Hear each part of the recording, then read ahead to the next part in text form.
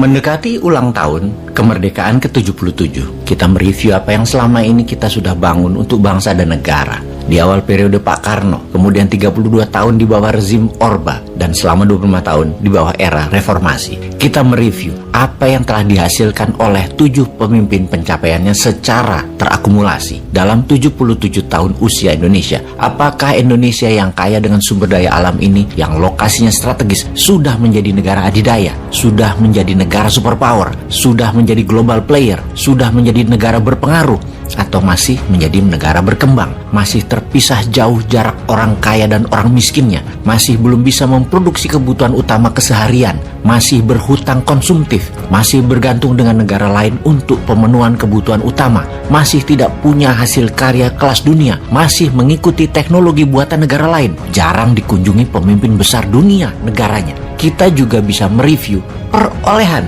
pemimpin yang terdekat saat ini, yang 10 tahun terakhir ini saja, di mana dalam 10 tahun ini dibandingkan dengan kerja Tiongkok di bawah Xi Jinping yang baru menjabat pemimpin tertinggi Tiongkok sejak 2013, alias belum 10 tahun, yang langsung menempatkan posisinya menjadi pemain dunia. Kita bisa mereview, kita harus melihat KPI performa era reformasi ini.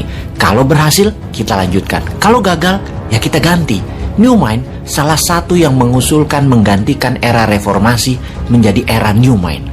Data apa yang mau kita lihat? Data seperti yang ada selama ini atau data yang tidak pernah diungkap ke publik? Kita melihat data lain dari data indikator suksesnya sebuah pemerintahan, sehatnya sebuah bangsa, dan makmurnya sebuah negara. Data itu adalah data indeks kesehatan, indeks korupsi, indeks kemudahan berinvestasi, indeks keadilan hukum, indeks kemudahan ketersediaan modal, sarana komunikasi, sistem keuangan digital, sistem keamanan data digital, indeks kebebasan berpendapat, indeks akademi, indeks kebiasaan membaca, kemampuan bahasa asing, dan banyak lagi yang harus kita bahas dalam urusan bernegara ini dan menjawab apakah semua sudah menjadi lebih baik. Baiklah sahabat, kalau data-data ini kita tampilkan, apa yang ada dalam pikiran sahabat semua? Manusia Indonesia dalam setahun hanya mengkonsumsi 3 kilo makan protein dari daging atau ayam dan mengkonsumsi 50 kg ikan.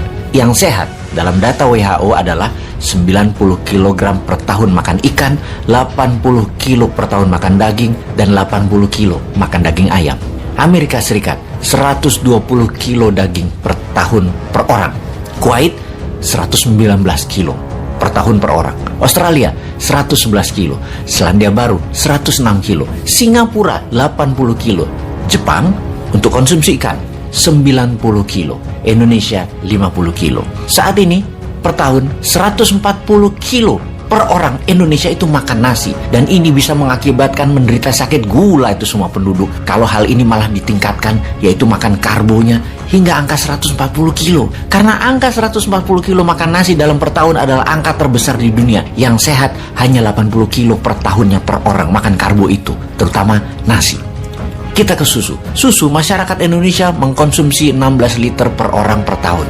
Eropa Barat penduduknya 150 liter per tahun. Amerika 120 liter per tahun, Singapura 45 liter per tahun, Malaysia 36 liter per tahun. Indonesia dibandingkan Malaysia aja hampir kalah, hanya sepertiganya Indonesia itu.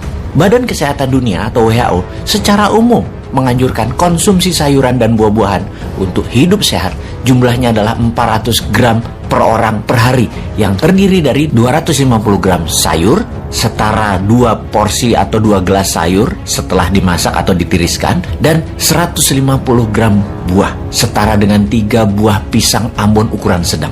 Badan Kesehatan Dunia WHO juga mencatat rata-rata konsumsi buah dan sayur masyarakat Indonesia hanya 2,5 porsi per hari, atau setahun hanya 34,5 kg per kapita per tahun. Padahal WHO menganjurkan konsumsi buah harus mencapai 75 kg per kapita per tahun, dan standar yang dikatakan sehat adalah 91,25 kg per kapita per tahun. Kita lanjutkan datanya. Konsumsi baja Indonesia adalah 60 kg per orang per tahun. Konsumsi baja per kapita Indonesia masih rendah, bahkan dibandingkan dengan negara-negara tetangga. Berdasarkan Asosiasi Baja Dunia atau World Steel Association, konsumsi baja per kapita Indonesia hanya 55,2 kg per tahun pada tahun 2020. Singapura, konsumsi baja per kapitanya mencapai 273,5 kg per tahun. Vietnam, konsumsi baja per kapita sebesar 239,8 kg per tahun. Konsumsi baja per kapita Thailand dan Malaysia masing-masing 233 kilo per tahun dan 210 kilo per tahun. Filipina aja itu di atas Indonesia 79 kilo per tahun. Jangan bandingkan dengan Korea Selatan yang 1000 kilo per tahun atau Tiongkok yang 400 kilo per kapita per tahun. Indonesia dalam membangun perlu baja, dan untuk hal itu Indonesia harus berbenah, harus memproduksi sendiri kebutuhan baja tersebut. Kita ke konsumsi listrik sekarang. Konsumsi listrik per kapita Indonesia adalah 1100 kWh. Negara dikatakan maju, konsumsi listriknya harus 4000 kWh per kapita. Saat ini, penyedia kebutuhan listrik Indonesia baru mencapai 74 gigawatt daya listrik yang dihasilkan. Dan baru dikatakan negara maju jika kita menghasilkan 300 gigawatt lagi.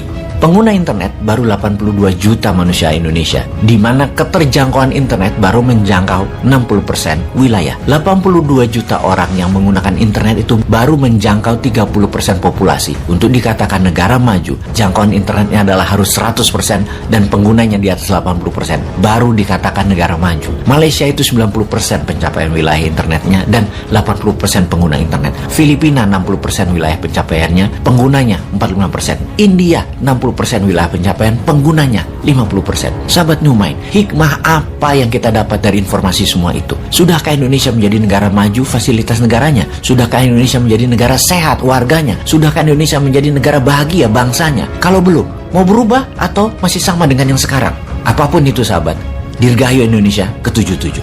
Merdeka!